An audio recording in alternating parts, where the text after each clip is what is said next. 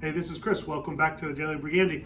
Today we have two single-sign baseballs of Satchel Paige, one of the greatest baseball players ever, Hall of Famer of course, but he's one of the biggest what-if stories in baseball history.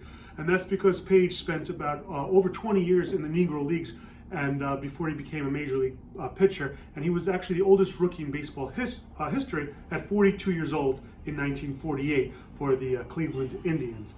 He pitched in the late 40s and early 50s.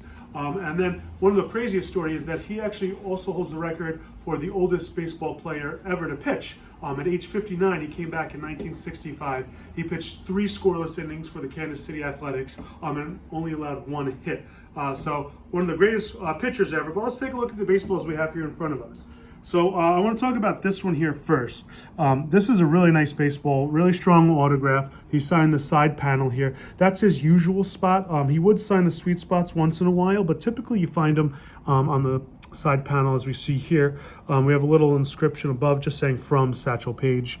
A pretty clean ball overall, a little use, a little toning to it. It's an unofficial ball as you see. But overall, great eye appeal, great single-sign baseball. But let's take a look over here at this one. This one I just love, and the reason I love it is because the date of it. So he signed it, best wishes from Satchel Paige, and then he's signed it July 29th, 1971. Why is that important? Satchel Paige was inducted into the Hall of Fame in 1971 in August. So this is just about a week or so before he was inducted to Cooperstown. Probably why he added the inscription. As you know from the Cooperstown events, there are banquets and meetings. All the players are there early before the big ceremony, and of course we would assume, and I think it's safe to assume that he inscribed it for that reason, and likely in Cooperstown. What's also great about this one, it's on a Cronin ball, which dates to 1970 to 72. So ball matches the signature and the inscription as well, which is great. Another really cool thing about Satchel Paige is, you know, the legends of him pitching in the Negro Leagues are incredible. But even in the major leagues, when he was 42 years old, his teammate Bob Feller, who was one of the best pitchers by himself in baseball history, he said he was the greatest pitcher that he ever saw, and that's coming from Bob Feller.